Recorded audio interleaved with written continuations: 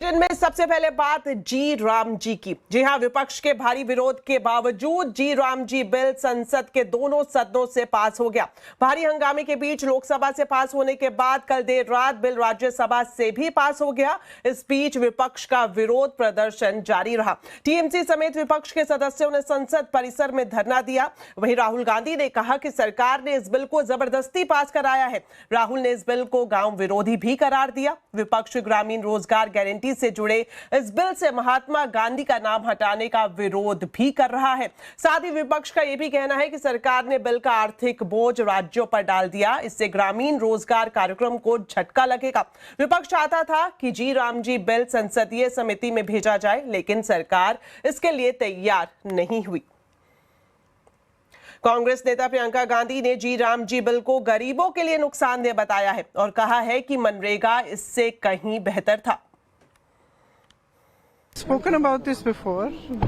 This bill is going to be very harmful for the poorest of the poor, because the original Manrega scheme, the way it was structured, where the centre paid 90% of the funds for it, was a scheme which was the backbone of the rural economy and the backbone, the greatest support for people who are very poor and had difficulty getting employment. And for 20 years it's been one of the good schemes which has run, which has helped poor people. Now in this new formation, in the new form of the bill, when you cut down so much of the allocation from the center, and most of the allocation is, a lot of it is going to come from the states are not going to be able to afford it, which means the scheme will die.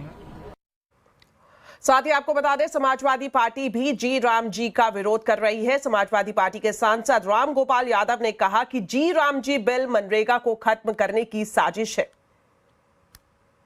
देखिए, ये bill MNREGA को खत्म करने की एक साजिश है सरकार की।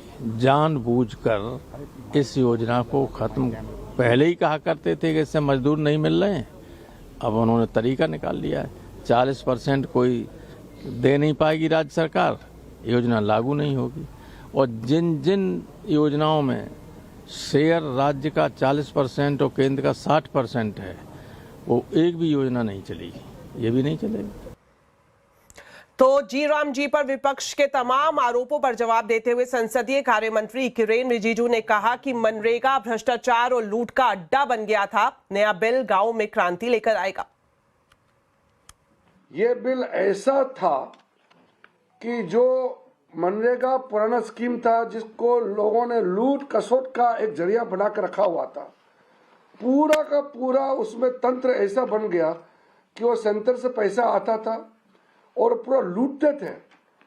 हर राज्य में ऐसा सामने में इतना आया कि लोगों का जिंदगी में ज्यादा बदलाव नहीं आया, लेकिन लूट का जरिया बन गया।